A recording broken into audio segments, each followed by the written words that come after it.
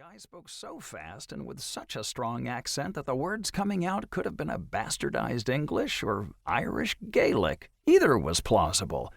"No, but I'd like to kill a moose before dying." The driver lifted his thick jaw and laughed. "I know these roads like the back of me hand, trust me, Fritz." "Fitz." The guy let out an incoherent breath of air along with a stream of smoke. "What's your name?" Fitz hesitated and looked behind him at the couple sleeping. The man was at least 20 years the senior of the woman, who had probably been a trophy wife at one time.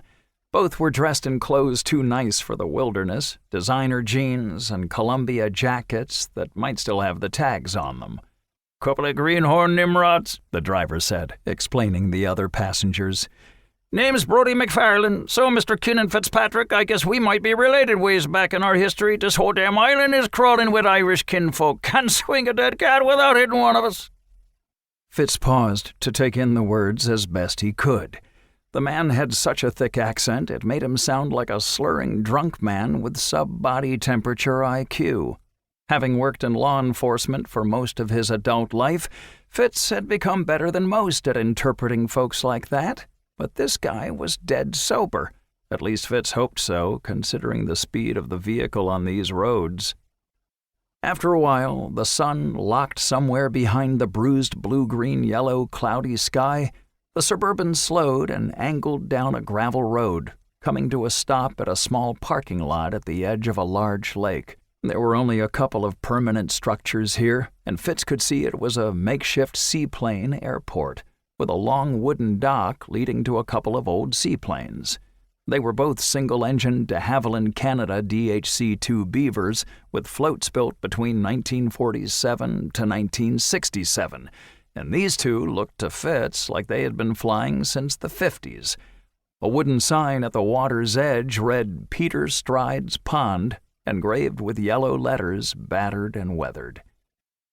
The couple in the back seat woke and looked around at the outdoor surroundings. The driver said, "Get your gear out. One of our guys will be here in a skosh to fly out with you. Gotta get down to the ferry and pick up a few more hunters."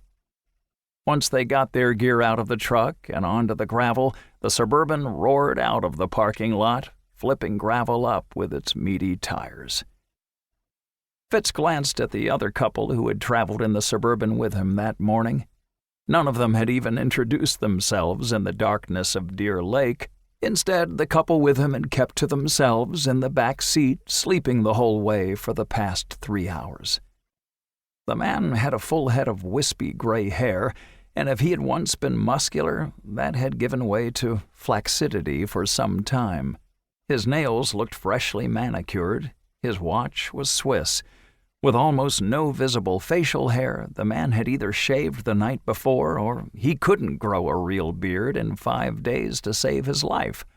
Fitz guessed the man worked in an office, businessman, or lawyer.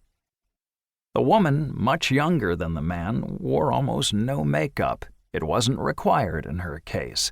Her long hair was the shade of black with streaks of blood red running through it.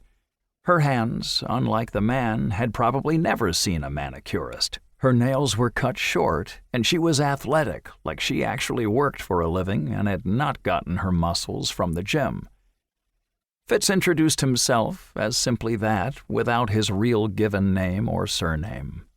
The woman extended her hand first with a real smile and said, "Nice to meet you, Fitz. I'm Kara, and this is my husband, Ed Durant."